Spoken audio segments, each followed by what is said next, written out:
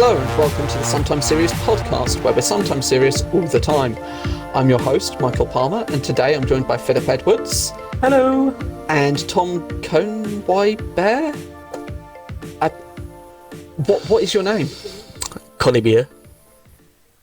Conway-Bear. Sure, whatever. Connie Beer. How are we all today? It's okay. I think we're all doing good. How are you? I'm all right. I'm enjoying video games. That's what I'm enjoying. I'm getting myself hyped up for the next generation of the Xbox and PlayStation. Yourselves, how are you looking forward to it? Are you looking forward to any of the new exclusives, any of the new features that they're going to bring?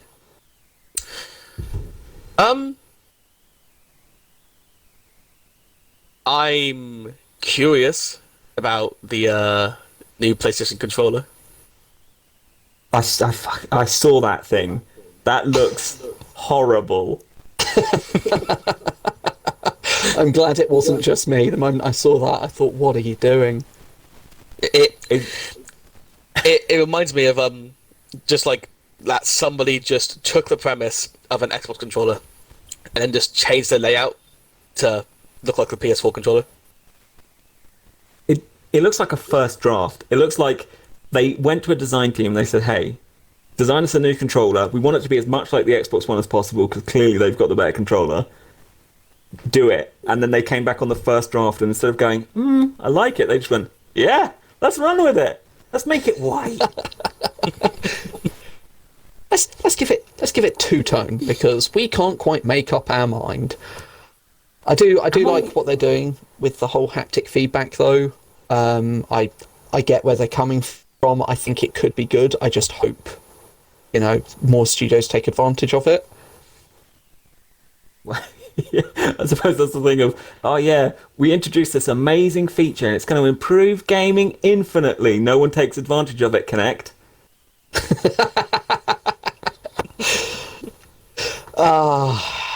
Yeah, but then you can say the same for PlayStation because how many people honestly took advantage of the touchpad? I did. I forgot I had a touchpad. Yeah. I mean, what the question should be is how many people took advantage of the speaker in the controller? Why was there a speaker in the controller? I can give you one game, and that's Dying. Is it? No, it's not. What is it? Until Dawn. That's the one. Until Dawn. There's a few cues, and one of them is an audio cue. It comes from the controller. But if you're on a headset, then you'll be able to hear the audio cue from the controller. No, that's true. So I'm playing this really immersive, story-driven game where I want to get myself really into the story and I want to hear everything. So I'm going to put on my gaming headset. I'm going to miss vital audio cues coming from my controller, thus fucking up my story. To be fair, the audio cue is pretty much null and void because it ties in with an on-screen prompt for a QTE. So it's just there. It's there for suspense, I guess. Suspense that won't work because you won't hear the bloody thing. Is it there to let everyone else who is around you know that something is about to happen? Not you, the gamer, but someone else. Literally, someone walks into the room, just hears this. You're like, what? It's like, well, he's playing a suspenseful game. I better leave him alone. Imagine walking past outside the room and hearing that. You're like, what the hell is going on? Am I being haunted?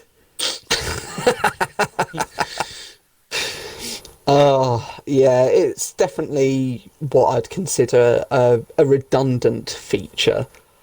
And I'm hoping that the haptic feedback isn't going to be the same.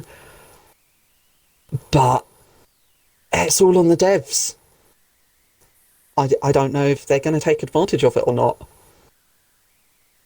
Are they doing it on both? So do we know if the Xbox Series X controller is going to... We don't know yet. All we know is that Sony were proud to release it and go, look, it's also got an inbuilt microphone, for whatever reason that would possibly be there for.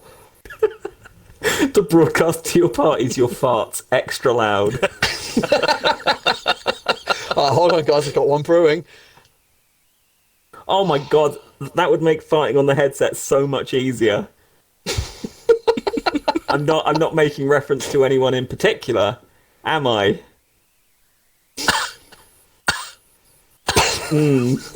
I wonder who that could be a reference to. Hey, it's all good. It's all good until someone shits themselves. Another reference to someone, not naming any names, but the one person who hasn't jumped in on this, like, continuing joke. I have got an interesting little bit, though, talking about redundant features and just farts in general. I mean, this seems like a bit of a brain fart. There is a new concept for an Xbox out there called Project Oris. Just to confirm, this is not going to be a thing. Microsoft have not said anything about it, but it's meant to be like an all-in-one thing. It's going to have a projector, it's going to have a 3D speaker system, it's going to be able to project onto any size wall in 8K. I mean, honestly, it's mental. It's I thought you'd like this, because you know what it's like. You're playing a game, it gets late at night, you don't generally turn a light on unless you're that scared of whatever you're playing, Subnautica. You know, you generally don't turn a light on. And yet this thing's brightness has been rated at 2,500 lumens, which is ridiculous. And its lamp life is visualised at 23,000 hours. So, what I want in my new Xbox is the sun. Yes! Just enough LEDs to just cover the entire room in, like, white. It's funny you should say that, because it's actually the concept art for it. It's actually got an LED that runs around 3/4 of it, basically all of the sides that doesn't have the projector coming out of it, and it's just like a little sort of nice underglow strip that goes round about the halfway mark. But it just seems so pointless when your room's going to be lit up like a goddamn Christmas tree. What I want when I'm playing video games is, just by my screen, I want this light shining back at me. It really enhances my immersion when I'm trying to get deep into this world and there's just this light glowing into my eyes. Hey, I mean, extra god rays. Everyone wants extra god rays and some immersive god rays when it just comes out of your screen. It's so immersive. I love this. There is a little video of it. It's like 4 minutes long, I think, and obviously it's all 3D rendered. It's completely ridiculous, but I love it. And the top of the box is literally just a cube, by the way. It is nothing more than a nice, even cube. And the top and all the sides that don't have a projector on the top half of the cube are the audio. And that they were trying to advertise it as like the best thing since sliced bread. Like it was gonna be any headset. You're gonna know where they're coming from because it's stalking you from behind. I'm getting like flashbacks to Ouya right now. Oh man! I mean, it wasn't like that, but you know, I wish that had just been a concept that some guy had thought up one day and gone, haha, this will be funny, right? Not an actual product. Oh my god, Yeah. that shows how out of touch I am. Oh, Why did I go Ouya? Why didn't I go Stadia? I think because we're all embarrassed to talk about Stadia. Google is this massive company that can't finish its projects, and Stadia comes out and it's the biggest flop. I don't think we wanted to remember that. think we were more interested in going, no, something a little more ridiculous that we might have actually entertained the idea of if it had just stayed an idea. But don't you want to have to pay for Destiny 2, even though everywhere else it's free to play? No, funnily enough. I mean, oh wait, no, what am I thinking? Of course I want them to steal out of my wallet. Yes, No. please. You see, you're not paying to play. You're playing to stream, because you can't really play anything on the Google Stadia. You stream it all. But then how does the Stadia compare to the ORIS? I mean, the ORIS has a fingerprint touchpad on the controller. It has a centrally mounted, a centrally mounted touch screen and over-the-air wireless charging of like 2 meters. This just like is reeking of the iPhone thing where it's like, yeah, charge it in the microwave, I dare you.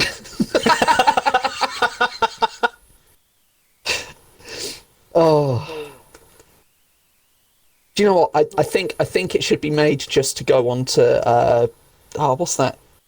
That blend. Will it blend? Just chuck it in there. Go on, let's see it. That's a strange vision of the world you've got. I want this product to exist so I can see if it will blend. Well, there's like all those Haven't we already done it with the Stadia? Isn't a Stadia just a controller and a Chromecast? Will it blend? Probably. I thought there was an actual box as well. This is how little attention I've paid to Stadia. No, it's a controller and a Chromecast. That's it. Oh, wow. I remember them saying that you could do it on your laptop. Play Stadia. There's probably an app. I'm not sure you can blend an app unless you'd like drag it to the recycle bin and go, bang, blended.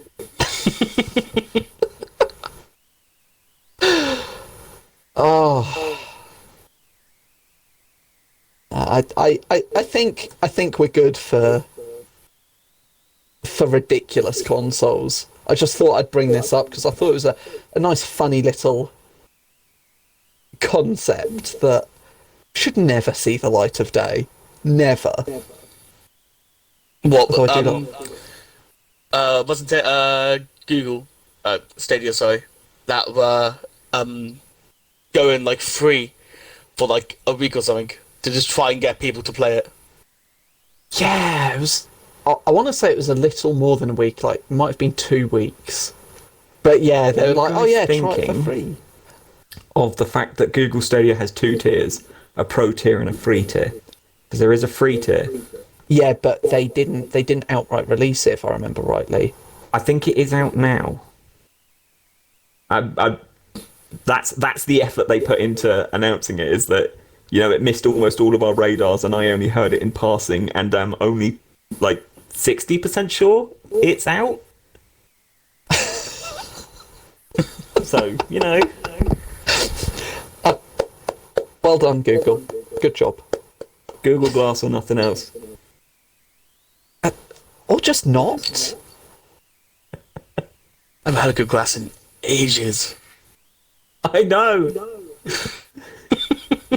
Was that just another one that stopped? Yeah. Okay. Google's like got a huge laundry list of exactly those things where they go, look at this amazing product that we've put so much time and money into 1 month later. Google what? No, we never made that. Sorry. Yeah, you first. You go. Microsoft Islands, if that was what it was called. HoloLens. It was like presented. HoloLens, that was it. Yeah. It was presented at E3 2016, I want to say. Once. And then no one ever heard of it again. I'm not gonna lie, I kind of hope it's still in production, because that actually looked really great. Yeah, but the way that they were trying to advertise it didn't, because they looked like they just had no idea what they were doing. Well, it was an E3 presentation. Apart from Keanu Reeves, no one knows what they're doing. Keanu Reeves, the only man in existence to know anything that's going on. To be fair, even he was kind of taken aback, so I'm not even certain he knows what he was up to. Yeah, but to be fair, he was only taken aback by the reception. He knew what he was doing there. He just didn't know how popular he was. He literally walked on stage and went, "Wow, you love me." Doesn't everybody? Of course they do. Oh, but no, I'm on the topic of conceptual Xboxes. Actually, on the topic of Microsoft, they've, if I remember rightly, they've got the advertising rights for the newest Assassin's Creed. That was. I think they do. That was looking incredibly good. I know it's only a cinematic trailer, but if there's one thing Ubisoft knows how to do, it's a cinematic trailer, and that was a really good trailer. I loved it. I like that you're preemptive. Like you're getting in there ahead of me because you know I'm the skeptical one. You know, my knee jerk it was a great trailer. Yeah, it was a cinematic trailer by Ubisoft. They downgrade more than any other company ever. We saw nothing about the game apart from you're a Viking and you're an assassin. That's it. Possible assassin. All we saw was a hidden blade.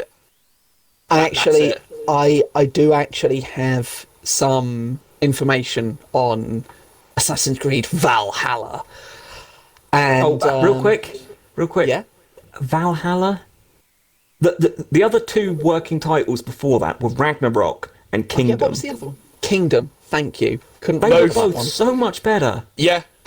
Okay, but Ragnarok was more an event rather than anything else. So calling it Ragnarok, you'd kind of have to go with some massive event that was only in where's this one originally? It's Norway, isn't it? Or is it England? Because I know the king in the trailer is talking about England. No. They're definitely fighting.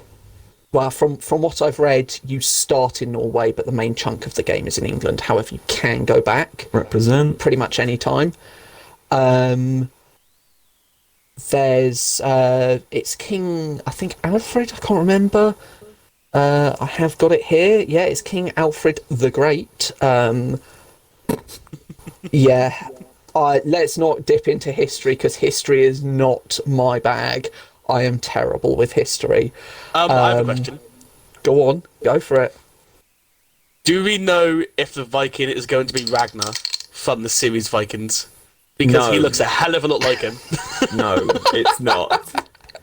I don't know factually, but I'm willing to go on record and say no. It's I can not. tell you that they do not have the same name, so I'm going to say no. The Viking in the trailer, who is meant to be one of the playable characters that you can choose from. Yeah, it's another choose your gender one, although there is meant to be some form of customization, so you can choose your facial hair, your tattoo, your war paint, stuff like that. Please don't make a bearded lady. Please don't. Real quick, my grimace to that isn't because, I hate women. I absolutely think that if they just focused on a female protagonist, that'd make it great. But can we just have one? Because when you split your resources between two, they're both half as good. It would be better if you just did one. Like, how about this time we just have a male protagonist? Then the next Assassin's Creed, we have a female protagonist. Then the one after that, we have a male one. What, it was Can we alternate? On Odyssey, or the advertising for Odyssey was Cassandra. Yep. Yeah, that's right. Wasn't she meant to be the Canon. Canon, yeah. Yeah. But that's the thing. So that in their minds, they went, so it's Cassandra. Cassandra is the character. So why did they split resources and focus on making Alexios a thing? Why not just have Cassandra? I'm kind of in two minds about it. I've always liked being able to choose my own character. I get what you mean, and I do completely agree. I mean, look at the first 4 Assassin's Creed games. 1 through 2, and including Revelations, wasn't it? That was the last of the Ezio trilogy. Yep. They were absolute bangers, and Black Flag was as well. We won't mention anything in between those. And Nothing happened in the Assassin's Creed franchise between Revelations and Black Flag. Nothing. And I cannot be convinced otherwise. But they were absolutely on top of their game when they were just doing a singular main character that you played as. There was no choosing this or that. It was just you were this person. This was their story. You were living it. It was fantastic. I loved those games. And that's what I mean. I get where you're coming from, but I personally kind of like the choice. I don't like how half-cocked it was for Odyssey. And I'm hoping they do a lot better with this one, seeing as they've already made the decision to use both. But that aside, we do actually have a name for the male main character as seen in the trailer. Bjorn Bjornsson. No. Bjorn Ironside. No.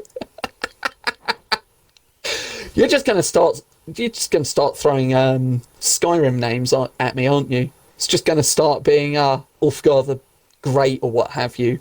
Ragnar the Red. Ragnar the Red, yeah. No, I might be butchering it because I don't do Nordic pronunciations, but Ivor is pronounced it's spelt Eivor. And I think his full title is Ivor the Bearded. However... How do you earn that one? By being completely bald. That's the thing. He suffers from alopecia. That's the thing. It's all over. There's no hair.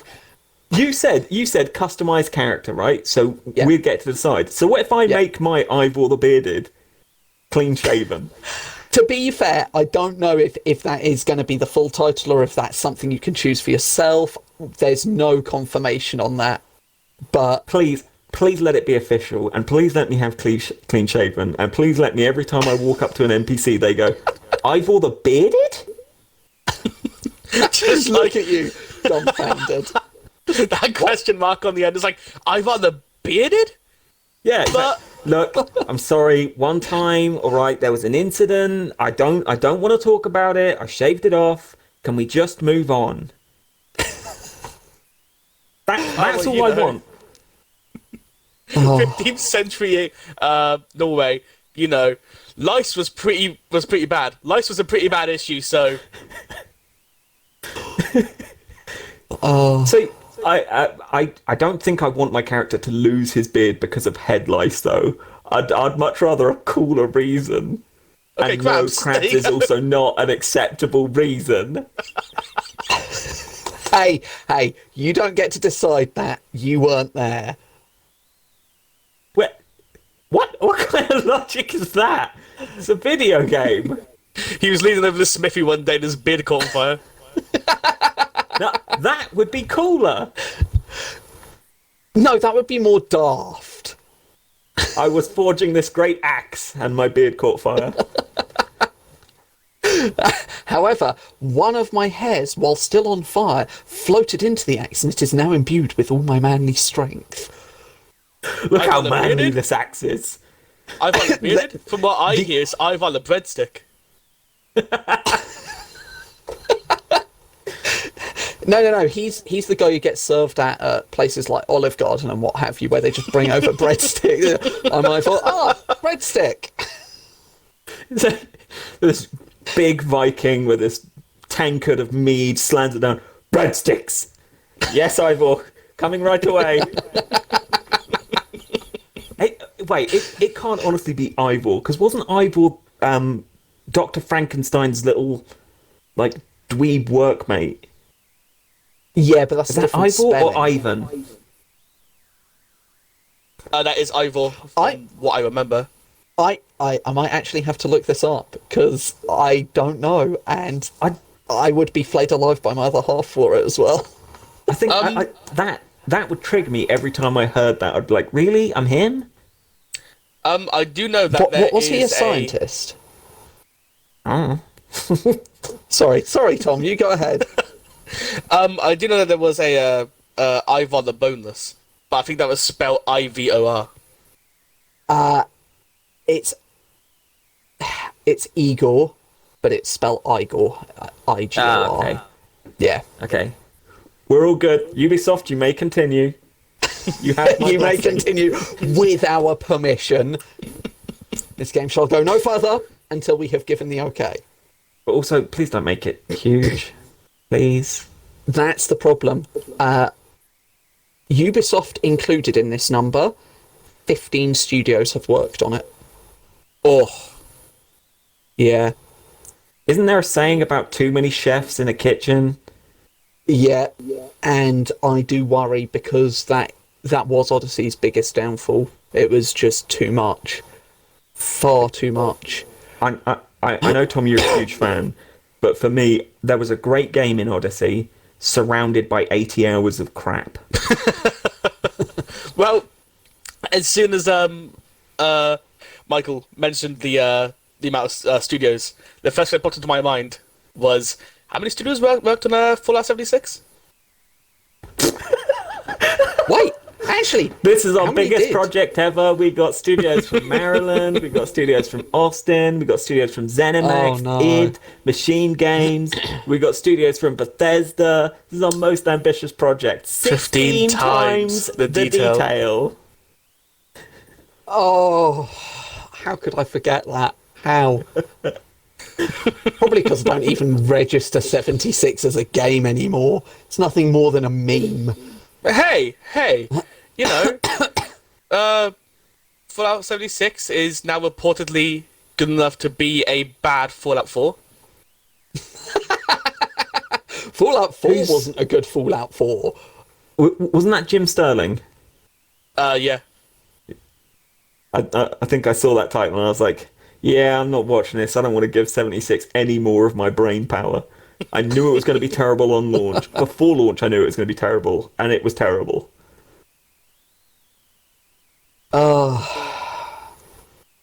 Yeah. Some of us here didn't listen, did they?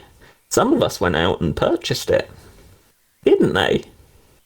Right. Tom. Look, in my defense, I was tone deaf, maybe a little bit drunk.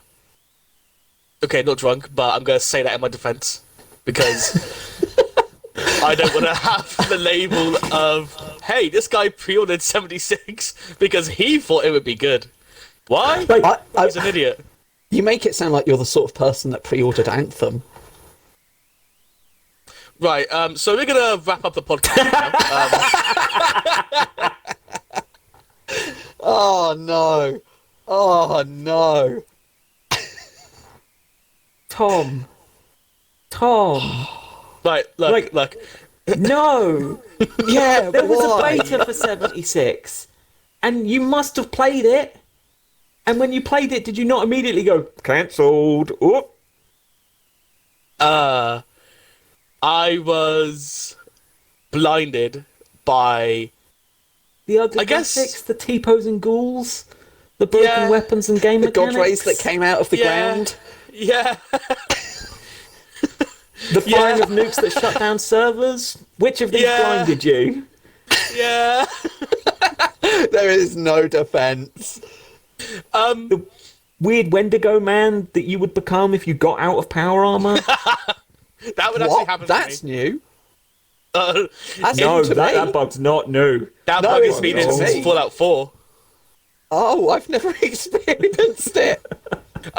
Essentially what would happen is when you would enter your power armor, like obviously your character model changes, but when you come out of the power armor, your character model doesn't transition back.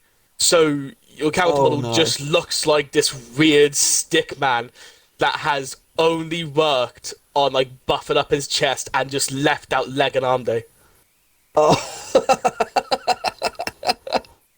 I can't believe you didn't know about this one. It was everywhere. It was like one of the primary memes that everyone was like, yep.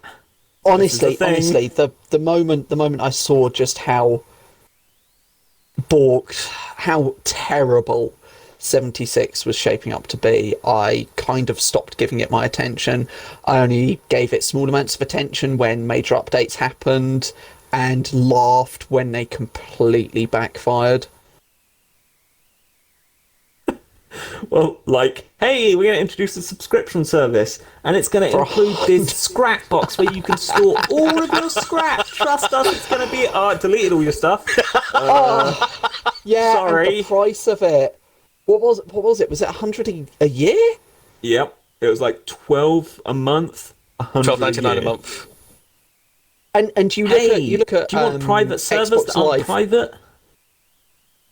Yeah. What they weren't they servers that had already been rinsed of stuff to begin with. I don't know if they ever fixed that. There was a pool. So the servers were split up into two pools. The private server pool, where if, let's say, I was playing on a private server and then I logged off, that server would re-enter the pool, so someone else could get my server. So all of the stuff I built would be in their game, and all of the enemies I killed would be dead, all of the loot I'd taken would be looted. So it wasn't a fresh server that you own. So it wasn't like, Ark or Conan, for instance, where you can get a server that is yours. It was part of a pool. Which, let's be honest, that is the most laziest way to handle it. Yep. I don't understand how they could come to this decision. I mean, you've got so many examples anyway, ignoring just Ark and Conan. You've got other examples on the PC that you could learn from. How could you be so short-sighted as to not actually do that? And instead go, I don't think it was short-sighted. Don't think it was short-sighted at all. I think it was lazy. I think it was just plain lazy. They wanted to get as much money as they could, as quick as they could, with as little effort. And they went, hold on, this is the easiest way we can do it. What was the name of the subscription? Fallout First. Fallout First. Didn't someone claim that website before Bethesda? Yeah. Did they? Yeah, I remember reading about it. They claimed it and basically made Bethesda pay them. They essentially held their own domain hostage. Yeah, it was right. But what they did though, if I'm remembering rightly, what they did was they actually took the piss out of Fallout First on the Fallout First domain that they had made, and just, I mean, I can't remember what they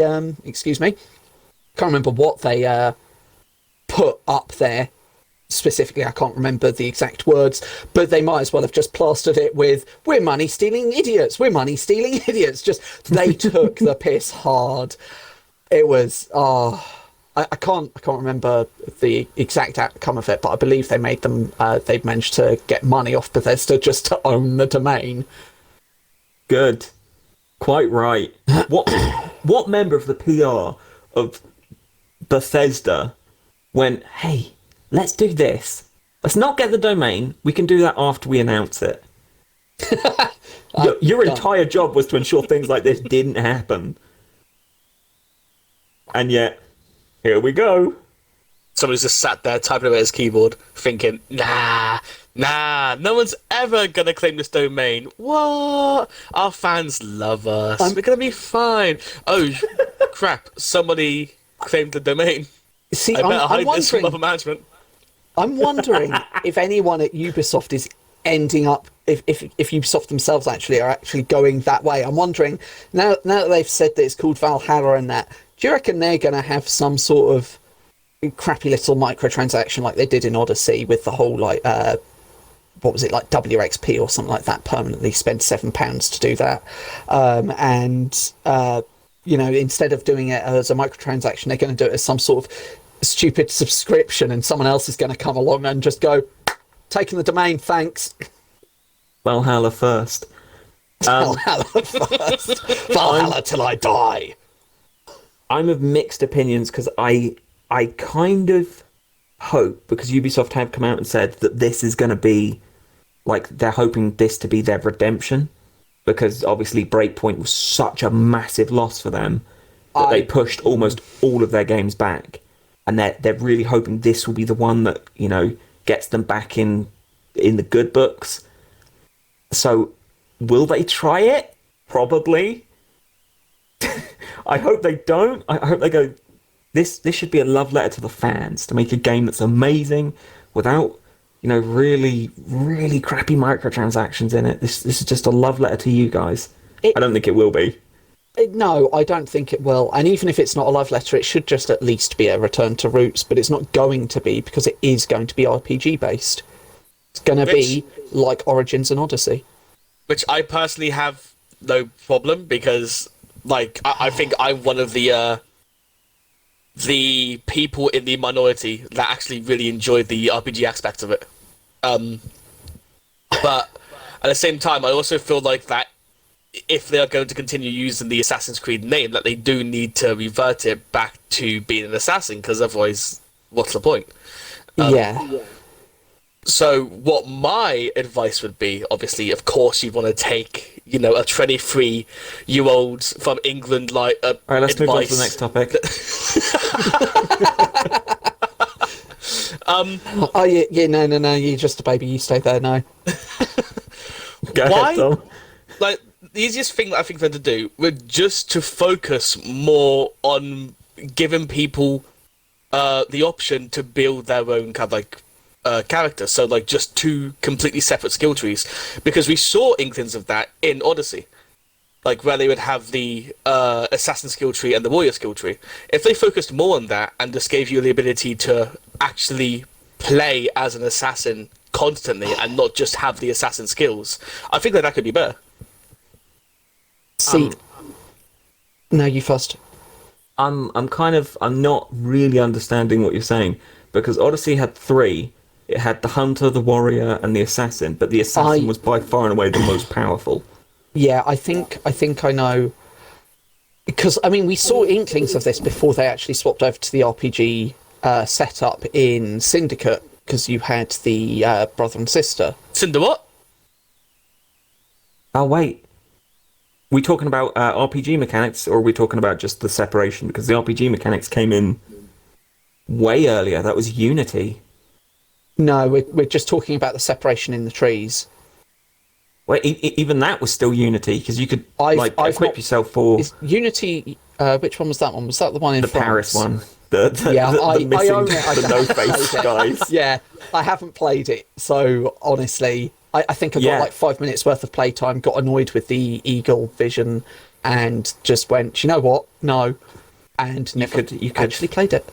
Fully equip yourself in a completely different way, so you could run in with just a giant axe and just not assassinate anyone and just go butchering through. Wow.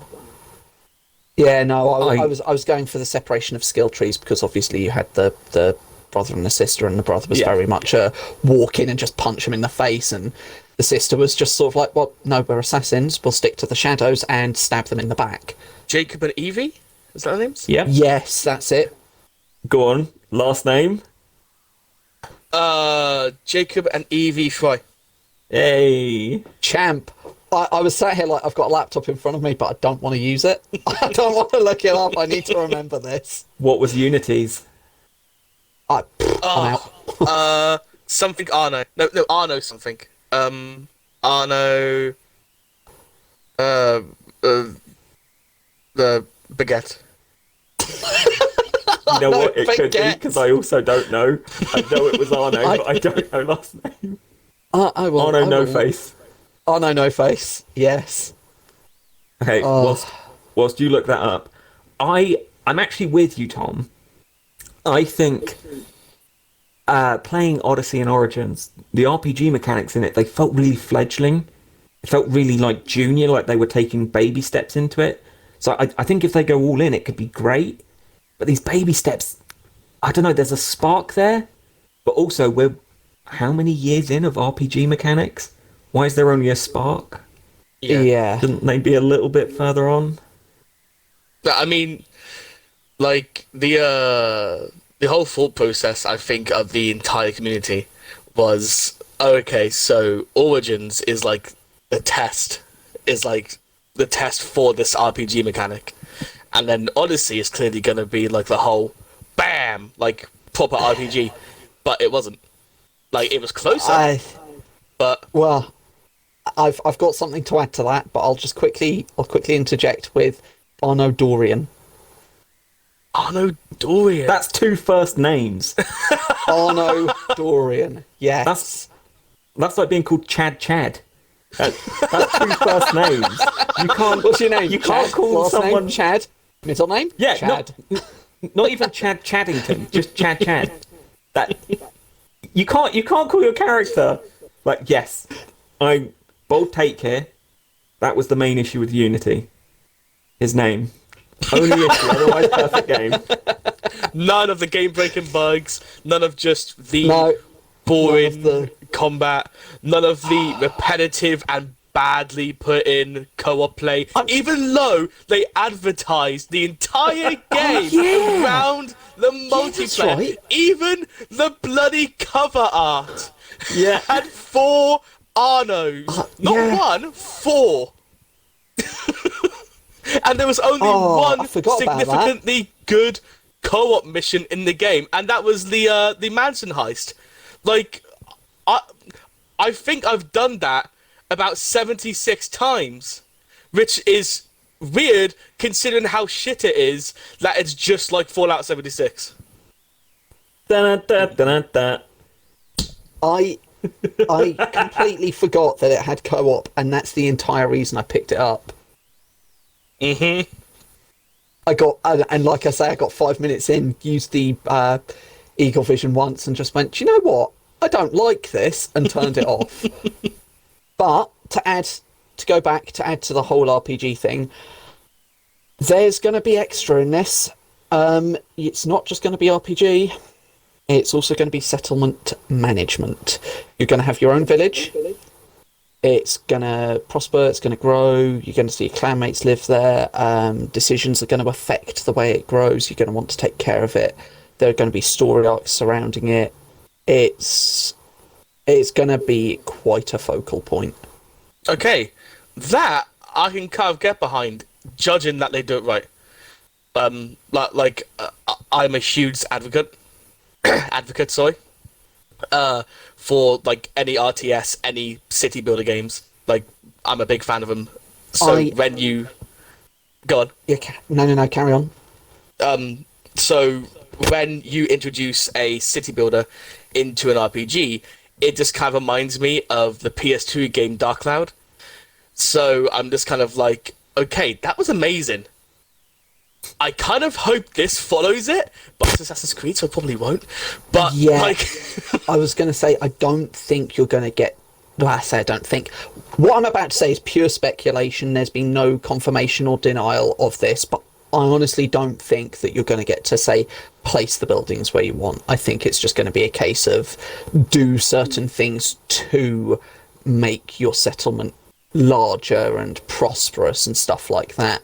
I know for a fact that going and pillaging and assassinating and generally kicking ass isn't going to be the best way to go about things for everything. That you can form political alliances, so it's everything's going to sort of influence that settlement, and I'm hoping they utilise it in more than just a way of, oh, here, you can do some upgrades for your gear. Off you go then.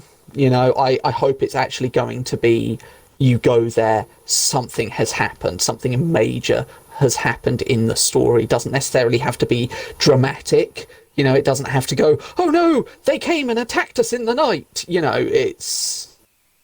I hope they do something with it and don't just put it in there for the sake of putting it in there. So what I'm kind of judging from this is, if it's not going to be like pick and choose where you want to put this building, is it? Do you guys think that it might be kind of like the Assassin's Creed 4 backwards whole thing where you could just go and buy and build stores? I just remembered, you will see romances play out in the settlement. I don't know anything more on the So your romances character's a front. peeping Tom. Yeah, she's going to go what? from window to window going... No. Oh, peeping Tom. I thought you... I thought Don't you worry, meant Yes, to it wasn't say a reference to you. It's a common turn of phrase. I didn't hear the just peeping. I discovered just how heard he's Tom. breaking, I'm thinking, breaking excuse me? curfew. He's just going around, just going, oh yeah, get me some of that. Some of that Viking lovemaking. What I would probably assume is, do you remember in 2, Montenegro, whatever it was called, Yeah, your I home remember. city? Yeah, You know what? That was actually, I really, really enjoyed that. Like, really, really, and I've always wanted them to go back to it. And if they're doing that, you know what? I'm all the more hyped. I'm only half in agreement. Towards the end of dealing with that, I was sort of like, can I just be done with it now? I kind of got a bit bored with it myself. I do like the whole idea that that is where you're set up, that's where you live, that is your place. But I was just towards the end just sort of like, I need to get this much to be able to do that, and I can't be bothered. I mean, I went and did it. Of course I went and did it, but I just couldn't be bothered by the end of it. I just did it to finish it off and was left there sort of like, great. To be fair, if that was already boring you, imagine modern day Ubisoft doing that. It's going don't to want to. 60 to 100 hours of just building one settlement and gathering resources and, oh, do you want more resources? Why don't you pay us some of this? Or a calcum? Oh, but that's the paid currency. Look, stop. Yeah. One gameplay aspect that I really want back, which I'm honestly surprised that they haven't brought it back yet, is the Brotherhood system. Yes. They haven't said anything confirming or denying it. So I'm going to go ahead and assume it's not in, just because I don't want to get my expectations set too high. But yeah, I would love to have that back. I think Assassin's Creed Brotherhood was one of the best. I loved it. Absolutely loved it. I mean, it's my favourite behind Black Flag. It's my favourite, full stop. Yeah, I was going to say, I think Black Flag comes just behind it purely because I love Ezio over Edward. Yeah. Not saying it's a proper bromance here, but, you know, he was a cool guy. Just a romance then? I'd go down on him. I mean, don't get me wrong, I wouldn't kick him out of bed for farting, but I don't know if I'd go down on him. So you'd let him spoon you naked and fart on you, but you wouldn't orally pleasure the man of your dreams. Correct. And, hey, how do you know who the man of my dreams is? I know it's me, but in video games, I would assume. You assume wrong on both accounts. Yeah, it's me. No, what? No, it's On not. both accounts. Keanu Reeves, come on. Yeah, but Keanu Reeves wouldn't do the things to your bumhole I do. Look, stop that. This is, I was going to say family friendly, but it's not anymore. It was family friendly until 5 minutes ago. I mean, we are planning on putting this up on YouTube.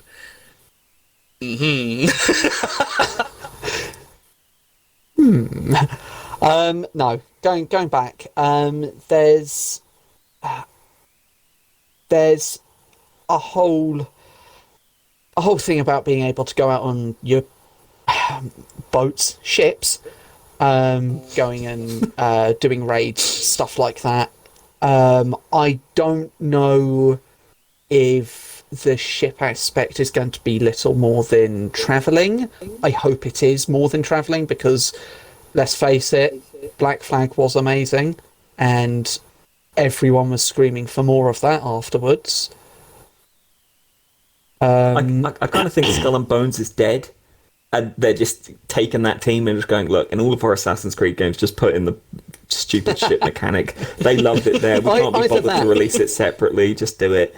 No. Either that or Skull and Bones is still going, but it's going at like one person's working on it, and every time a new Assassin's Creed's being worked on, they just pull him off it. Just go, work on this for us. Cheers. Like, the one guy they have left on there is just, like, he's just a concept designer, and he's just still doing concept for it. And everyone's just sort of like, I mean, I'll be past this stage. It's like, yeah, but upper management just says that they really like my designs of the boats. They keep nicking them. I don't know where they go. Oh, have you played Assassin's Creed lately? No. The only reason they keep him on is that he can draw boats real good. That's it. Yeah, best. He's got a mug. His mug in the office is the only mug that stands out, and it's best boat designer. And they just update the year on it every year. It's scribbled out in Sharpie. They don't buy him a new mug. They just no. out. It is just it's been done for so long now that they're starting to use Tipex. Like, it's no longer like on the front of the mug. It's actually on the bottom now. Yeah, no, it's inside as well. It's all like edible Tipex or what have you. You know, it's fine. Occasionally he chokes on a clump of it. It's fine. Whenever he smiles, his teeth are just black. No, they're black and white. Come on, but it's Tipex white. You know, it's that weird streaky stuff. Oh, but no, there's going to be upgrades for the village, barracks, blacksmith, tattoo parlour. But again, like I say, we don't know if you're going to be able to place these yourself, like choose the layout, or if it's just going to be this is built there. I kind of hope you do get the placement. I think I would have enjoyed the whole settlement thing more if I had been able to design the place myself, despite the fact that I lack any creative imagination when it comes to making a town. I mean, my idea of a town in Minecraft was literally a few dirt blocks and going, that looks good, and then looking at someone on the internet and going, why do I suck? I mean, I can't imagine they'd let us play stuff, because the amount of penises, the amount of like Ubisoft that would be written in buildings. Hey, listen, those penises, you don't know, might have been very historically accurate, which I cannot say about the buildings, by the way. History not being my forte, but one thing I do know is that the time that this is set in, which the Viking invasions were like 8th, 9th, 10th century? I forget, it's somewhere around there. It's definitely two of those three. I just can't remember if it's 8th, 9th or 9th, 10th. But they didn't have stone-walled castles back then. That was not the way things were built. So they have definitely taken some artistic licensing to bring it up to a more medieval time rather than... I'm alright with that, though. Yeah. I mean, I am, but aesthetically, yes, I am. But at the same time, I've always appreciated when they have gone, when they have taken the time to be as historically accurate as possible. And I think I would probably prefer it if they kept the buildings historically accurate, despite the fact that I prefer stone-walled castles aesthetically over pretty much anything else. I think at this I say point, anything else, it's not like they're building them out of straw. Like, I think at this point we can just kind of throw the whole history thing out the window, considering that they're now doing mythology. No. They've explained that in a lore manner. So they can still be historically accurate and explain the stuff in a lore manner. Well, I mean, have you seen the Odin parts, the trailer? The hooded figure and the raven flying, and it was always meant to be a good omen in battle for Vikings, and yet the hooded figure, honestly, just looks like some sort of granddaddy for the assassins. Yeah, I mean, it's like the mentor. Yeah, I'm in two minds. Part of me would like to see this person be named as Odin and practically be damn near Odin without actually being Odin, because that would lend some sort of, I don't know, more down-to-earth realism for it. But at the same time, I would much rather it was just sort of like, oh, he was so feared in battle and he was the greatest of his generation that he adopted the moniker of Odin rather than actually being Odin. Well, with how kind of, batshit crazy Odyssey was with the amount of things, it honestly could be. It could just be a guy who has a piece of Eden who's so badass that he has created the mythology of Odin. That's well within the realms of possibility. Yeah, it is. They have said that they are doing more of the words are failing me here. More of the more up to time stuff. So when you leap out of the animus and you're this other person. No. Yeah, they are. I think they're going to work on more of that. I think that was confirmed that they said there would be parts of that. I just don't know if they went into detail on how much of it would be. Desmond was such a hit with the fans. At this point, I think they should just leave it. Like I am playing Assassin's Creed to play in these past Events. Thank you. These past events that let me be this badass, awesome assassin / mercenary or whatever. Like, I'm not playing to play as, what's her name? Layla. Yeah. Layla Hassan. Layla Hassan. Yeah, I'm not playing the game for her. Like, at this point, I don't even fucking care who she is. I mean, I kind of want to wrap this up, but I mean, briefly, I get why they're doing it now.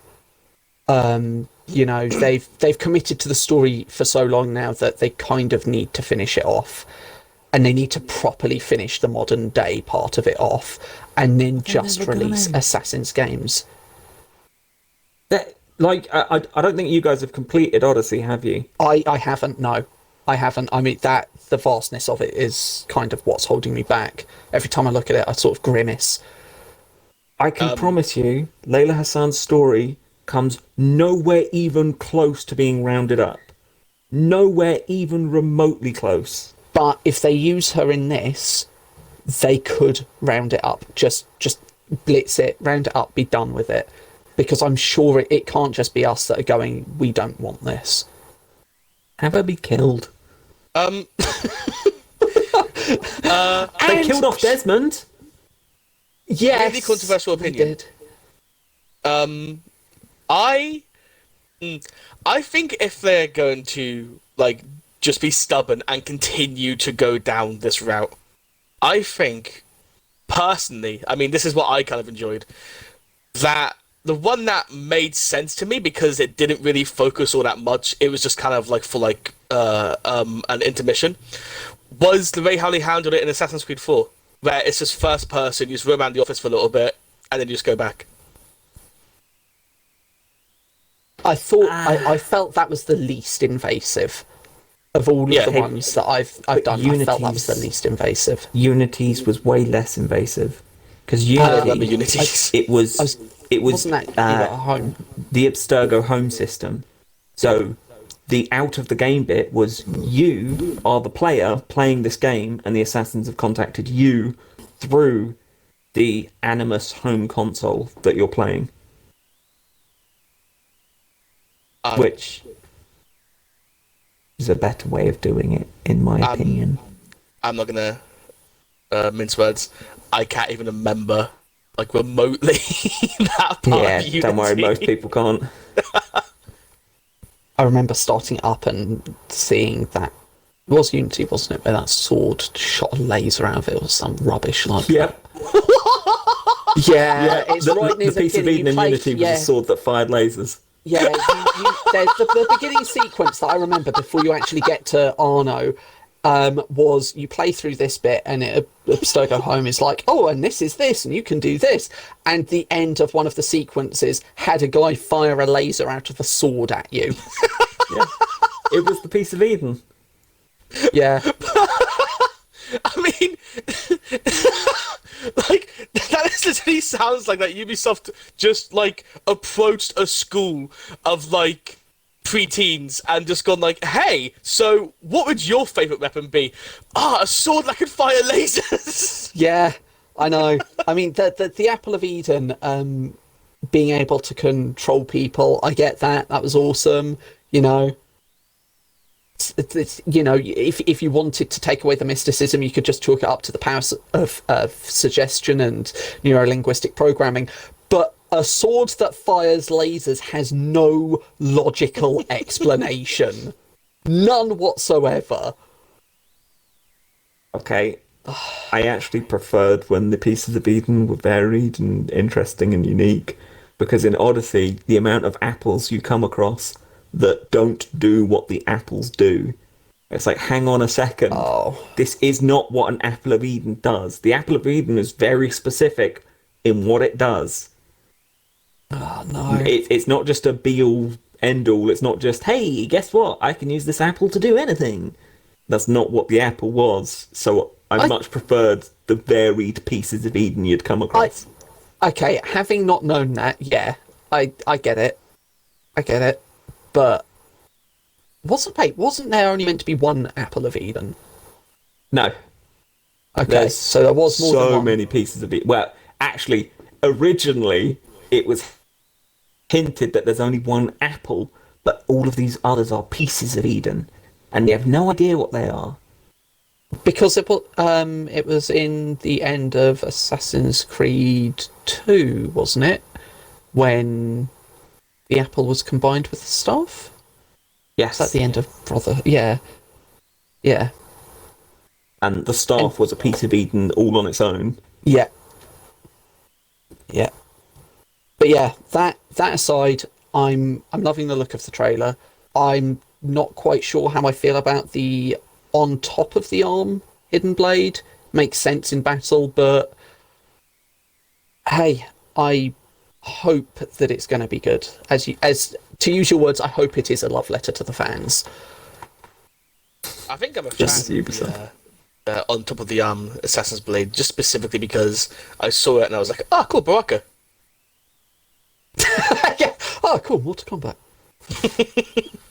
We're from different generations, because my immediate thought was, Blade 2. Oh man, yeah. I forgot about Blade 2. The really bad Blade. Yeah. Yeah. Yeah, That there's was a my reason knee-jerk- why I don't remember that. Blade 2. There's a reason why I don't remember that. Oh, which is a shame, because like that was the one with Triple H in as well, and he was actually pretty good. I mean, granted, he was in it for like 2 minutes, but he was still pretty good. He had an entire No, that was the third one. You're thinking of the was third it the third one? Yeah, the third one had Triple H. My apologies.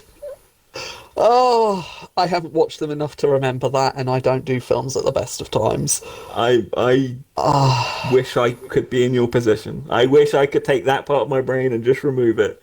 The Blades movie is a section of my brain I would like back.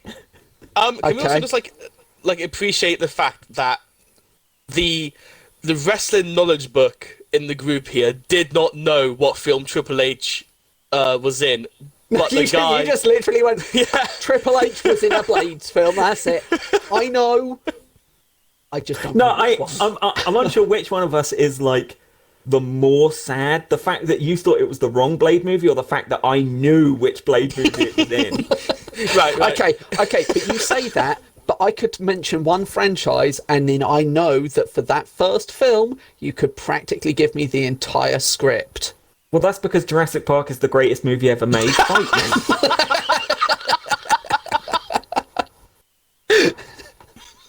I cannot be convinced otherwise. Fight me. 1v1 me IRL. Oh, no. The Mario live-action movie. No, we are not mentioning that. No. The Street Fighter live-action movie. I'm proud to say I've never seen that. The B movie. The Angry Birds movie. Okay, No. yeah, let's start. Let's leave it there. there. Okay, so I I came across, being on YouTube as you do, I came across a YouTuber that was talking about Elder Scrolls 6, and apparently there was no. Apparently there was a leak. I am not entertaining that. No. Wait, what? I missed that. That's all right. You didn't miss much. Oh. Just a bit of gamer bathwater. Stop it. Catch it in the pod. Yeah. So I came across a YouTuber talking about Elder Scrolls 6 and leaks. There were leaks. Now, I've done my research. Unfortunately, these are fake. When the news first arose, an NDA was provided to a Reddit moderator to release as proof that this was legit. Turns out the NDA was faked, the details were faked, but some of the details that were produced were actually really kind of awesome. I kind of like the ideas where they were going. So I don't know if either of you have heard anything about it. I don't know if you've seen anything. Okay, so Elder Scrolls 6 Redfall was, all of these are just, I'm just going to read these as they were. It was to take place in both High Rock and Hammerfell, set 6 years after Skyrim. Hammerfell is meant to be relatively well off compared to the rest of Tamriel after everything that's happened to do with the White Gold Concordat, all of that. It's the whole High Rock was meant to be more fractured, with sub-regions warring against each other, much like we saw in the holds fighting other holds in Skyrim, but it was meant to be ramped up even more for the next generation of consoles and the next graphics cards for PC. So you're actually meant to have huge epic scenes with dozens, if not hundreds, of people fighting, which I liked the sound of because it took mods to make that come to fruition in Skyrim. I understand that they are running off an ancient engine, but we'll not get into that. To be fair, in Skyrim, the Civil War felt more like a civil spat. Yeah, it was a small bit of the game, and it wasn't even really that interesting. But the details that were released, it was making it sound like it was actually meant to be a much bigger thing. So it was meant to have, like I say, dozens, if not hundreds, of characters duking out on screen, which was particularly designed to support the Orcs' war with High Rock. So I think their entire vision was like orcs were charge down the mountain and pillage a city known as Johanna, I think it is. I think that's one of the ones in ESO at some point during the main story. You're going to have to forgive me if I butcher any of the pronunciations, because I haven't played ESO, so any of the places that do feature, I just haven't been to. The Doreni Tower is meant to be part of the main quest line, being compared to the White Gold Tower in Oblivion, with the climax of the story taking place on the Isle of Balfira?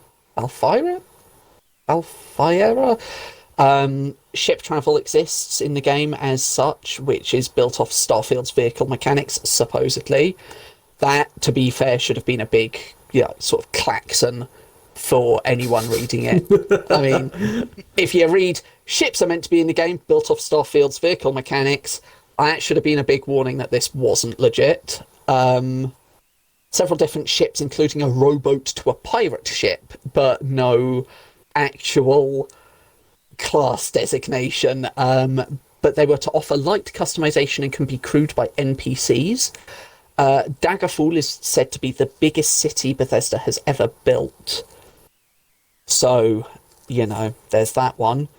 There were supposed to be unique quests that were meant to be priority, with the person who did all the leaking saying about a side quest about babysitting a trio of Khajiit children who go haywire without their mother around, and they're meant to be quite rude, wreck the house, kill and eat a skeever. The mother returns upset, and you can either placate her or engage her in combat by riling her up.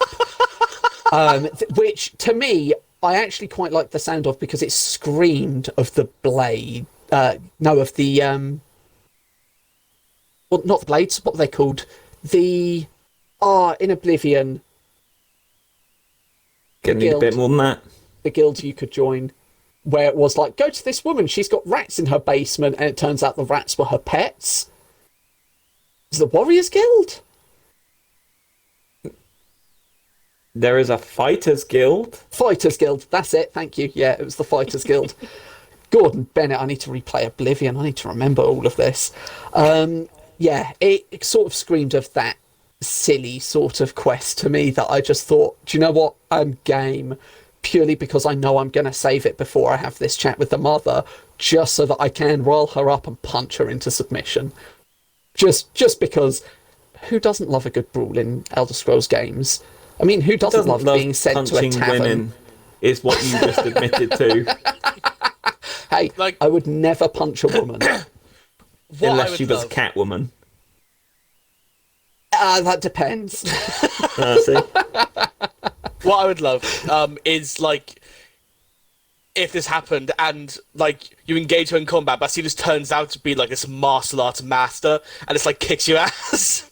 Oh, darn. I would fully expect that. I'd fully expect it to be that your hand-to-hand would need to be, like, 75 out of 100 just to be able to win. Like, all of her kids just, like, put on ninja masks and just, like, start swinging around nunchucks and shit. Don't. That would actually be amazing. I would love that. Some of the quests in Oblivion were just absolutely mental. Like, they weren't amazingly well thought out or anything like that. But, you know, it was like potato bread. The bloody side quest in Oblivion for potato bread. I loved doing that because it was just ridiculous. But the leaker didn't say much more than this. However, did say that it was meant to be released fourth quarter of 2024, with DLC planned on Stros Mackay as the first DLC. And that Starfield is meant to release in 2021, and that was apparently all they knew. Now, hasn't Starfield just started development? Yeah, I was about to say that would have been a red flag for me. Those timelines seem way too short. Yeah, but that aside, what they spoke about, what they essentially lied about in this fake leak, I actually quite like the sound of. I like having that large an area to walk around because that's what you do in Elder Scrolls.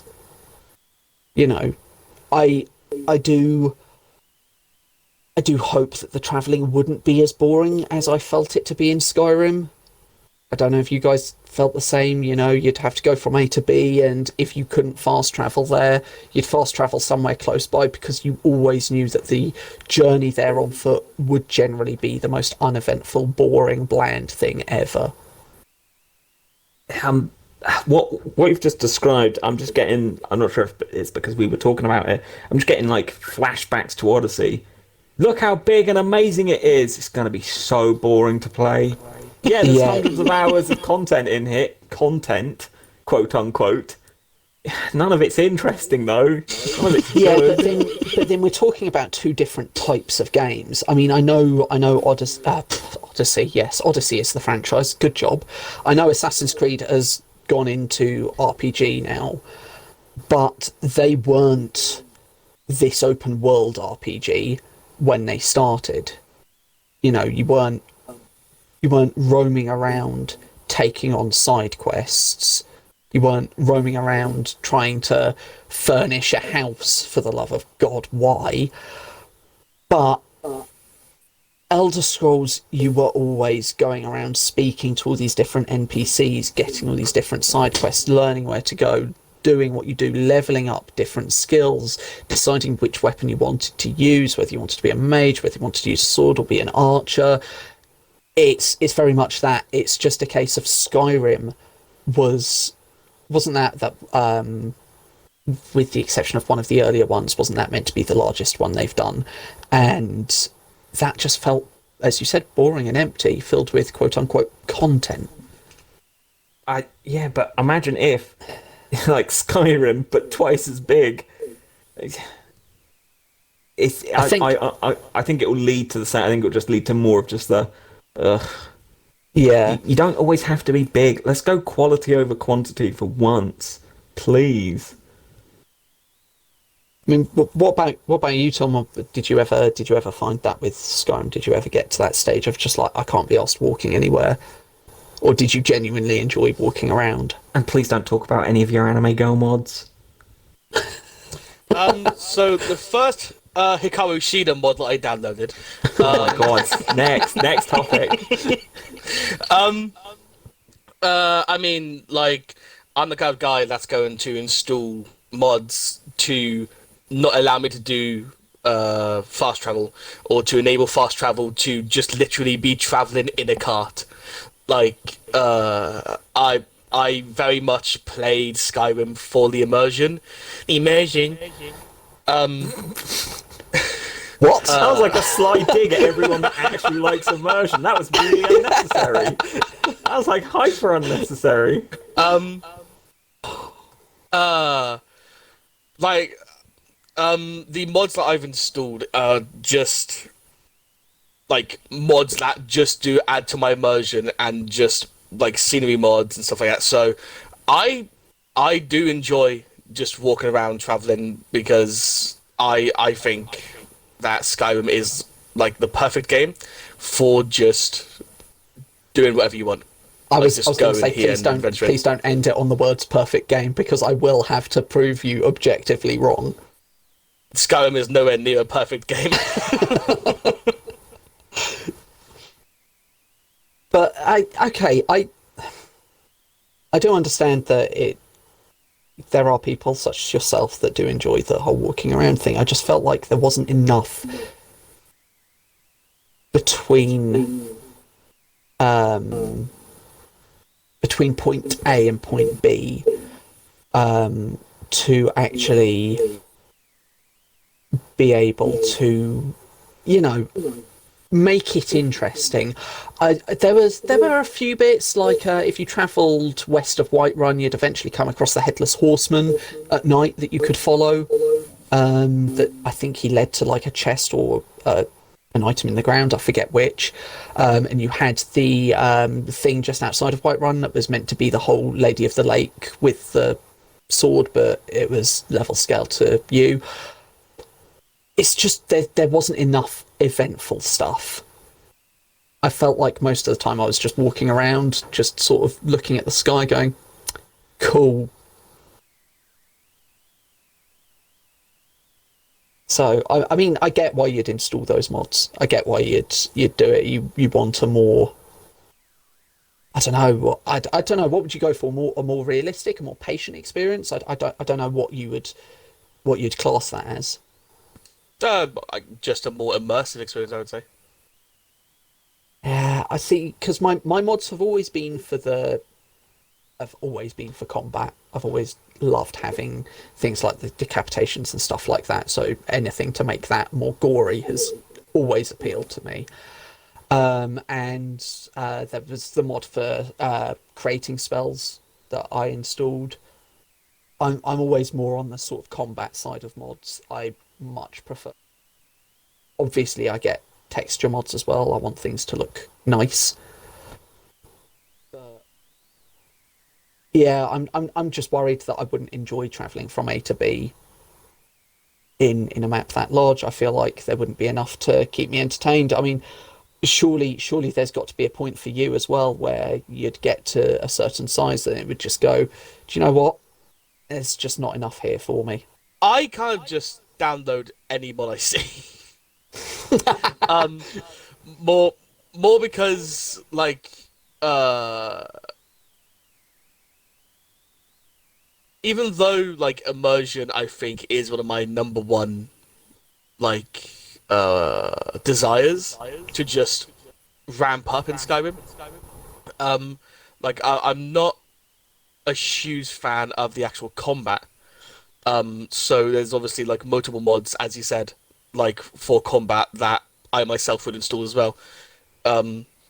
But I mean, there's mods that make the game more like Dark Souls, where you can like dodge and lock on and stuff like that. No, please don't suggest that the next Elder Scrolls is going to be a Dark Souls. Please, no, so many Souls-like. Please, I beg. The Souls-like genre is fine in its own little niche, but please, no. There was no such thing in the fake leak to suggest that it would be, but I do get where you're coming from. It probably is going to be. I definitely get where you're coming from, because I installed a Magic Duels mod. So if you cast a sustained spell and someone else cast it, you'd enter a dueling phase, and you had a clash, and you could do it the same by shouting at a dragon when they shouted their like fire or ice or whatever breath at you, and it was great. It was great. I absolutely loved it. It lent a lot more actual, well, what felt like skill, but was little more than just hammering a button repeatedly. But it honestly lent a lot more to combat than flailing a sword around like a lunatic while wearing a smile and going, "Good day, isn't it?" It's... Hey, if that is how you want to play a game, then just carry on, like, wielding your sword, just swinging your sword, just smiling. I mean, I don't think there's any problem with that. Are we talking about in-game or real life? Both. Because, okay, cool. I'll remember that next time we go to the shops. Everyone in my way. That we can have more weighty combat, so more like, combat that just feels better, more weighty, more tactical, more, feels good, but without being a Souls-like? Can I please not have to rest at a bonfire, or a meditation spot, or a shop, or a camp, or a stone? Can we not have that? Hey, that's what the new stone signs are going to be, isn't it?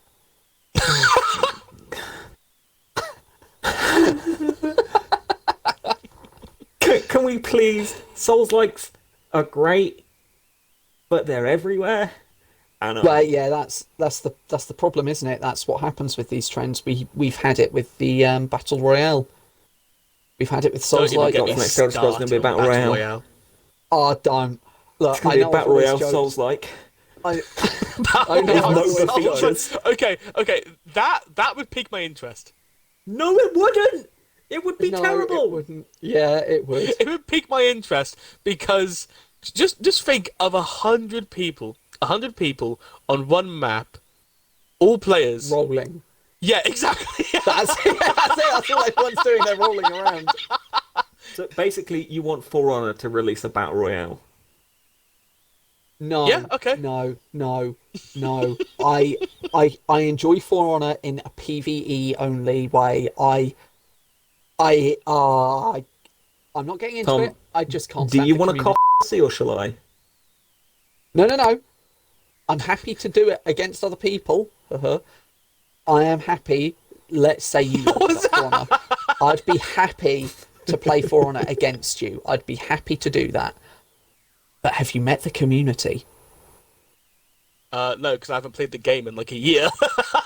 I haven't played the game. Yeah, don't. The community has gone downhill. At first it was all right, but anyway. Can we just leave For Honor, because For Honor currently has a bad taste in my mouth, relating to what happened to my collector's edition. So can we just avoid that? No, come on. Tell the story. You brought it up. Yeah, you have to tell do. the story now. Come on. Okay. Well, a few days ago, I was renovating my room because 5 months ago, I want to say, I bought a new wardrobe, which I did not set up for 5 months. Why? I gonna be asked. So obviously being in quarantine, I'm like, you know what? There's nothing else to do. Let's do it. Took everything out. I was like, okay, let's just set this up. It was annoying, really annoying, but hey, done it, and it's slightly taller than my older wardrobe. Anyway, so my past wardrobe, I had the For Honor Collector's Edition's 3 helmets on it, the Knight, Viking, and Samurai, and that was resting on top of it. So I always had to take that down to move the old wardrobe in the other room. So set up the wardrobe, put everything up on top, thinking, okay, everything else is up there. Now I can put the helmets back up. Me being the idiot that I am, didn't think, oh, hang on, let's just go and get the step ladder and then put it up. I was thinking, no. Let's just, like, stand on my bloody tiptoes and just slide it up. So obviously me doing that, like, the stands must have come loose because the Viking helmet and the Samurai helmet both fell down. I was literally shaking and I did not want to turn around because I was scared of what I would see. So I was like, okay, just slide that up. I'm just going to turn around. Ah! I had the image of you with that meme where you're in the room and it's all on fire. You're just going, this is fine. Essentially. So the Samurai helmet had basically split in two, with the mask coming off, and the Viking helmet, one of the side horns had come off. So at first I was like, oh no, come on, like 150 quid. Oh no. So I was like, super glue. Got some super glue, together. I sense a very bad sending coming up. Well, considering that I still have remnants of super glue on my thumb, I think tells the story. My hand was stuck to the samurai helmet for about 2 minutes before I finally got the courage to just yank it off. But it's back together. It looks nice, but a conversation that myself and Phillip had a day, maybe 2 after that happened. To quote you, he said, "No one else will know it, but you will." And that is the most painfully realistic sentence anyone has ever said to me. It's just like, how can I make sure this haunts him in his dreams? Exactly. No one else. That was my exact sort of process of like, you know what? This is gonna like destroy him at the most base level. So it's fixed, right? It looks fine. No one else will know it's broken, but you will. I feel like, and this is probably me being honest. I hope it's not, but I feel like you should have repaired the samurai one with bits of gold. Why gold? With myself and my fiance wanting to visit Japan at some point, she was looking into lots of Japanese things, and when plates and bowls and stuff like that break, there's a process, I forget what it's called, but they repair it with gold to show that, even something that was once broken can still be beautiful. It's like a form of art that they do now. It's just sort of, I don't think it's widely done. I think it's, very much if you can get your hands on the gold, you do it. Okay, but I don't know if they use pure gold or if it's. That's nice and all. It sounds really nice and sentimental. But screw that. My Fauna Collector's Edition is now broken, and I know about it. Like, that ain't ever gonna be the same. Every time I look at it, it's like. He's laying there asleep at night. He just hears the helmet going, "Why did you drop me? Why did you drop me?" It's like I'll be in bed and I'll just hear the slightest. It's like, no, it's coming down. Please no, why? Oh, the nightmares. And this is why you don't take your collector's editions out of the boxes, like me. You have some collector's editions things out of boxes. Hey, no. I have some things that were bought for me out of boxes. Okay. Okay. The one exception is, my Final Fantasy. But let's ignore that one, because I don't want to cry over how much that cost. I don't. Oh no! Please do. Please, No, I don't. No, please tell me. no. It'll be entertaining for us to hear you cry. Okay, well, the I wasn't financially available when Square first announced that their collector's editions were going on sale. Unfortunately, I missed what was to be the first wave of collector's editions for Final Fantasy VII Remake. And I looked it up on eBay because I knew there'd be people selling. And there was one there for just £10 more. Just £10 more, and I think, what was it, about £15 postage and packaging? So all in all, not that bad. Normally you see collector's editions immediately for sale on eBay and they're like a couple of £100 more.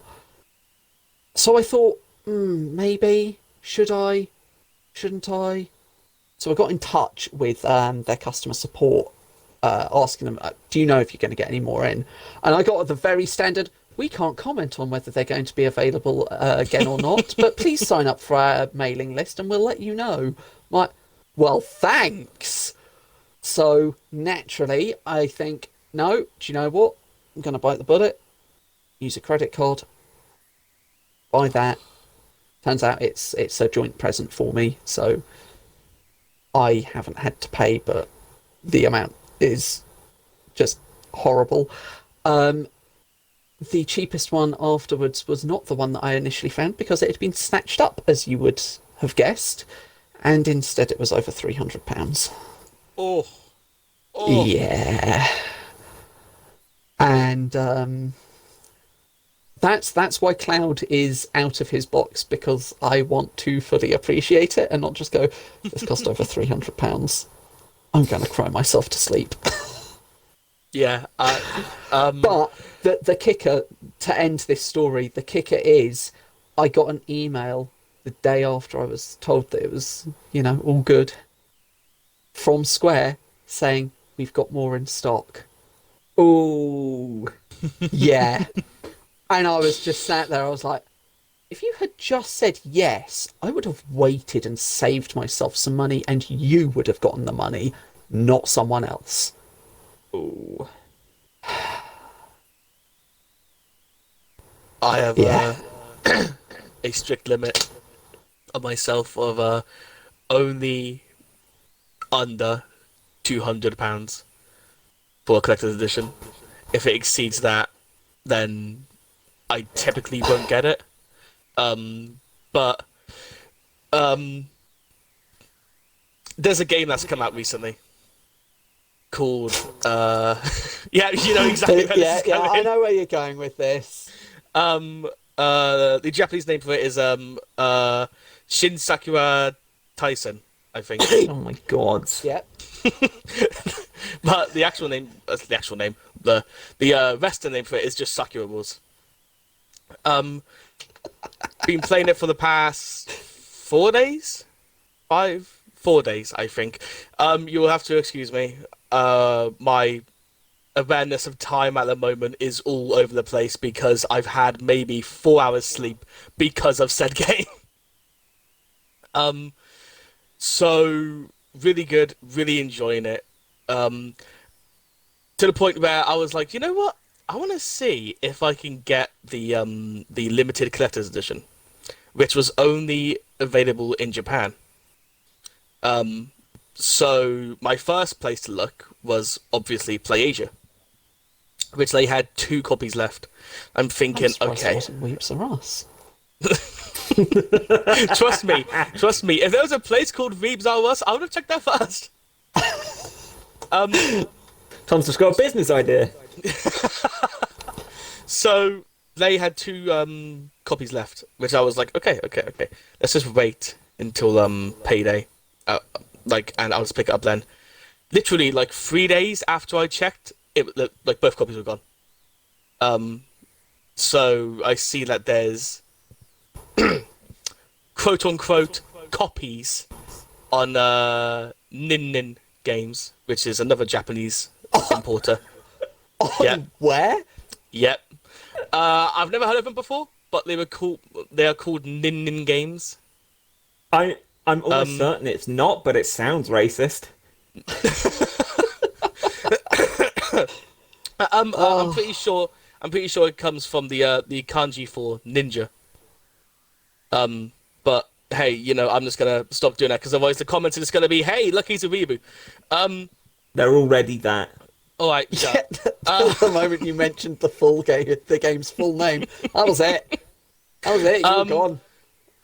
So the price of it on Nin Games was £132. That's not including delivery. So I'm like, okay, it's not a bad price. So like I was sat on that just thinking about it for like the past 3 days, and yesterday I was like, no, okay, I'm just gonna send them an email. Because on their actual website, there is no indication that they have it in stock. There is no stock number. There is no in-stock indication. Nothing. So I sent them an email saying, like, can you please let me know if this is in stock? I got an email literally about 4 hours later saying this product is not in stock.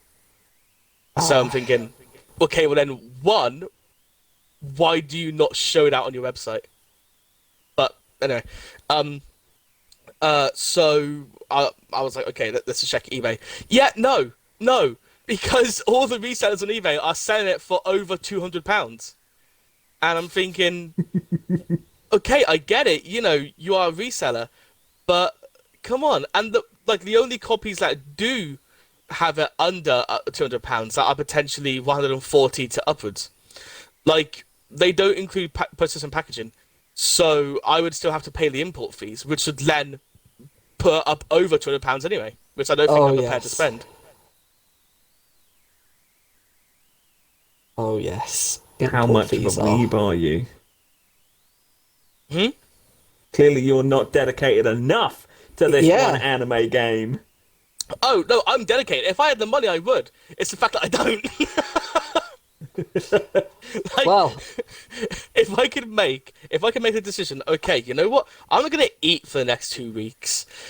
I'm just going to buy this collector's edition and just, like, ogle it. Like, I would. Believe me, I absolutely would. I'm gonna, again, super hot take here.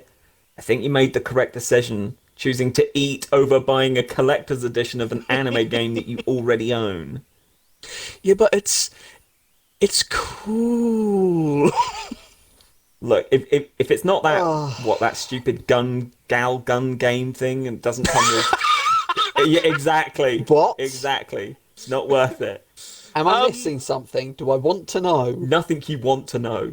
Okay. I'll take your word for that. You know what?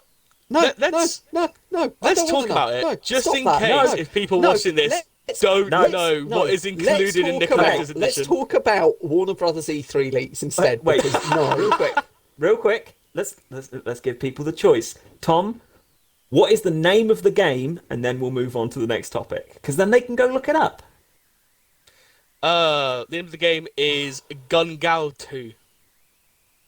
Let's go look up the collector's edition of that. Gun Gao 2. And now we'll move on to Warner Brothers.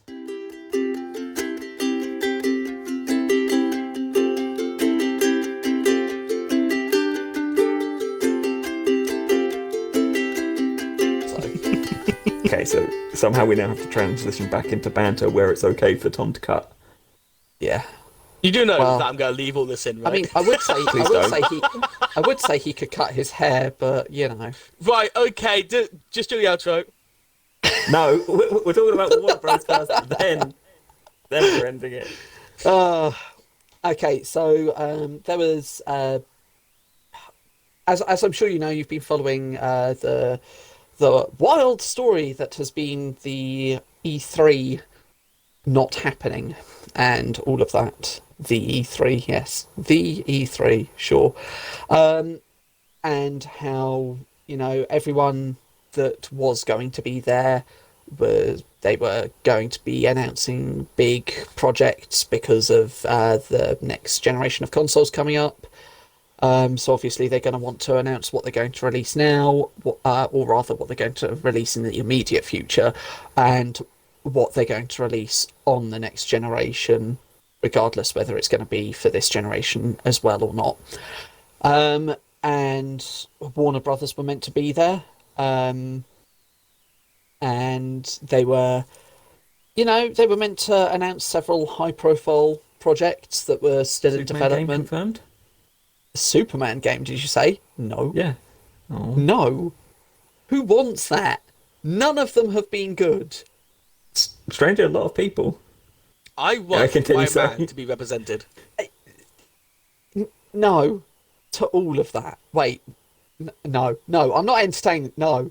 So, you cannot draw me in with fake promises, damn it. Amongst them, things like Batman Arkham, Harry Potter, I believe, was one of theirs. Another one? And an untitled DC game from Rocksteady. And, that... No sodding Superman. I don't know if he sods, but if he does, no. Sodomy. Now, all of these rumours come from a 4chan post. So let's... The most reliable of sources. So let's take it with the largest grain of salt as possible. I'm just going to say, take a nice drink from the ocean when you listen to this. That was the most disturbing noise I've ever heard. Warner Brothers were set to announce several new projects in June with E3. Don't know if it was meant to be at E3 or if they were doing their own thing. The rumoured projects were to include Hitman 3, which was meant to be the final game of the reboot trilogy. A new edition of Mortal Kombat 11, which was meant to bring characters like Quan Chi and Ash Williams from Evil Dead back into the game. Did you say Quan Chi? Yeah. Okay. Now this game has got more money off me, if this is true. Okay, well, like I say, this is off 4chan, so don't get your hopes up, and please be drinking that salt water. There's... You want me to make the noise again? No, please don't. Please just stop. There's also... The post also says that there's rumoured to be a Batman Arkham reboot and Injustice 3. Philip, I know you're not a massive fan of fighter games. I enjoyed the first Injustice, even though it kicked my ass more than Mortal Kombat does. And I never got round to owning the second, but I might very well do, and I think I'd probably end up eventually buying Injustice 3, so that would actually be nice. The post itself also claims that the Batman title would see Roger Craig Smith and Troy Baker reprise their roles from Arkham Origins. But that is a soft reboot. And will have the largest open-world Gotham City yet, quote. Mark Hamill, best Joker. I mean, I love you, Troy, but...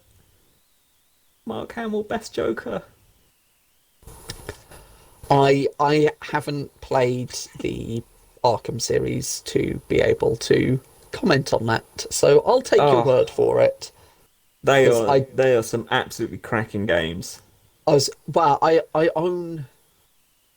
I own them, actually. I haven't gotten around to playing them. That massive backlog of games we've all got. But yeah, I saw how much the internet was talking about Hamill as Joker, and yeah, I'll take your word for it. Hopefully, I'll actually get around to playing them soon. But the post also repeated a bunch of rumours that had previously surfaced. So an addition of a playable Bat family and vehicle gameplay, Arkham Knight style tank combat, Also claimed villains such as Dollmaker and Clock King to feature. I do not know them. I am not up to scratch with any DC stuff. So Is there any word on Penguin? no. Seriously? Come on. Well, Clearly they're going for the more obscure DC like Batman villains because what they've was the one used you all the mentioned? good. Well, I said they've used all the Mix-up. good ones. They've used a bunch of them. He's just more of a DC villain, and you're thinking of Mixapidalic, Yeah. and he's Yeah. just an interdimensional Joker. I doubt very much. Not as in like the Joker, as in No, he's no, a I get it. prankster. Yeah, a prankster. Yeah. I doubt very much he would appear in any Arkham game whatsoever because they've always had quite a dark tone. I don't think Mixapidalic's going to appear. Well, so what about if he were in Injustice? Given the whole setting of Injustice, I know it's quite dark, but I mean, get this: the rumor for Injustice 3 is meant to be that it will release in 2022. It'll feature Necron of the Black Lanterns as the main antagonist, with Neo/Keanu Reeves being one of the guest characters. So they're could we leaning into the throw full Black Lanterns. Mxyzptlk in there? Damn. Black Lanterns is a great storyline. Is your inner nerd yearning to get out here? I won't go too nerdy, but kind of, this might be spoilers, but in the Black Lantern storyline, kind of everyone dies and becomes zombies. That sounds pretty damn awesome. I should read that. Yeah, because it's the Black Lantern. The Black Lantern is just death. And its counter is the White Lantern. Which I'm guessing is life. Yeah, which Green Lantern eventually becomes and, obviously defeats Black Lantern, blah, blah, blah, blah, blah. Yeah, things happen. The usual arc happens, I'm guessing. Yeah, actually having the Black Lanterns in, that's really obscure. So, I'm wondering, it said a playable bat family. Is that going to mean bat dog, bat cow? Doesn't say, just an addition of playable back to family. Look, if I don't get to play as bat cow, then, 1 out of 10. too much water. That's No, because that would be 7 out of 10. Too much water. that sounds like you want the equivalent for Superman would be you want to play as his dog. Crypto Yeah. the Superdog. Well, I That mean, sounds yeah. like you'd rather play as Crypto than Superman. Well, Batman's got the Bat Dog. So yeah, I want to play as Bat Dog and Bat Cow. And there's another interdimensional being called Batmite, who is just, Batmite. Yeah, Batmite. As in He's a the tiny creature that is interdimensional a guy. mite. No, he's a guy who Oh. idolizes Batman, but he's an interdimensional, character, and he calls himself Batmite. So, So is this spelled like Might or MITE? no, like Mite. Marmite? Oh, so like Marmite. Yeah, like Batmite. Okay. Um, So is it just I like mean- Marmite but made out of bats? No. He's a small humanoid person. Is an interdimensional being who is a big fan of Batman, and because he's small, he's called Batmite. And apparently carries around Marmite in jars. He has nothing to do with. I'm not even sure Marmite exists in the DC universe. Hey, you don't actually. What does exist? Because I'm sure they've done weird product placements in the Oh my comics. For god! both Marvel. Can we move away? There's so many cool things to talk about Batman. Maybe we'll get to see the Hellbat armor. Which one of the Robins are we gonna get? Are we gonna get Damian Wayne? Because Damian Wayne might be a really cool turn. Because we're gonna kind of have to get Damian Wayne because you guys don't mind spoilers for Arkham Knight, do you? No, I Go for don't. it. Arkham Knight is Jason Todd, and Jason Todd was one of the Robins. Okay. He was the Robin that got kidnapped by Joker, tortured, and then Batman thought he was killed, but he wasn't. He just was Okay. tortured so badly that he became Red Hood. Yeah. He actually becomes Red Hood in the end of Arkham Knight, so it can't be Jason Todd, so it looks like it's got to be Damian Wayne. And if it's Damian Wayne, then that means we're going to meet Talia al Ghul, because the storyline between Bruce and Talia was really good. But then, which Batwoman are we going to get? Are we going to get Barbara Gordon again? Because she got killed. Well, she got paralyzed and became Oracle. See what I mean? There's really interesting things to talk about. Nothing, including Marmite. So there's all these questions about what kind of bat stuff is going to be in there, if it's going to be Marmite or yeast extract. Marmite is a yeast extract. Look, Yeah. But we've some been talking things for 2 market hours. it Can we as just wrap yeast this up extract. now? We've clearly hit the end of natural conversation when we resort to stop Marmite that. talk. But yeah, all of them were meant to be announced during June. But obviously that's not happening to the time frame that they wanted. So we're hoping that Warner Brothers are expected to reveal something this year. Don't know when. Don't think they've said. Haven't seen anything that has was from them that giving us a date. But I can hazard a guess. Go on. If we just want to quickly, briefly touch on it, and we'll talk about it more next week. The Jeff Keighley thing, where he's setting up the Summer Game Fest. Yes. It'll go between March and August, and I think Warner Bros. Is shout. in the list of people that will be announcing stuff during his Summer Games What's Fest. this? Just real quick, because we'll talk about it more next week. Okay. Jeff Keighley is setting up basically a competitor to E3, and it's called the Summer Game Fest. And from May to August 24th, I think it is, he's got a bunch of publishers who are going to release stuff all under the banner of Summer Game Fest. And, not all of the publishers will do it the same way, etc., etc., etc., but they'll all have announcements, and Warner Bros. Is in that list, including Microsoft, who are doing theirs May 7th, was it? Which is Thursday Yes, next I week. believe it's May 7th. Let me just double check and confirm. So we'll probably be talking about that more next week. After it's happened, rather than talking about it before it's happened. Yeah. Unless what one are of you you on can about? time travel, in which case now might be a good time. Shh. You're not meant to let everyone know my secret. Which one? There are so many I could release.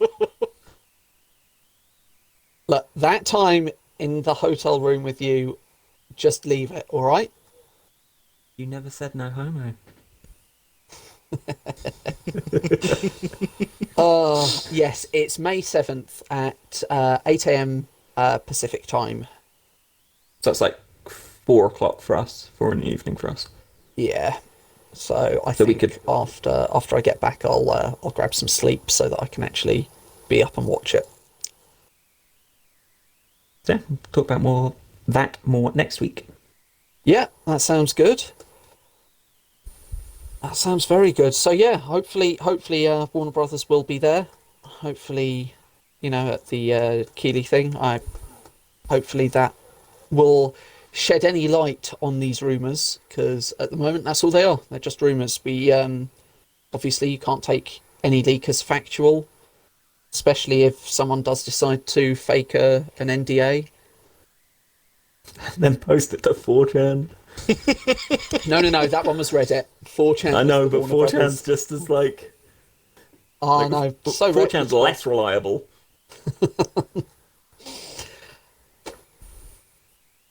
Dear. This week has just been a week of leaks. We didn't even have time to touch on The Last of Us. Yeah, no, that's true. Although I know that someone here is a massive Last of Us fan and would rather that the game was not spoilt for them. Yeah, Bob. Right, Tom? I don't look at me. I read them. I know exactly what happens. Save myself the money, thank you very much. He was like, well, I feel I've completed that game now. Excellent. That's another one on the list. Well, with what came out in the leaks, yeah. Yeah. Although there were some leaks that were unconfirmed. Yeah, including one from 4chan. Again, obviously. Coincidence?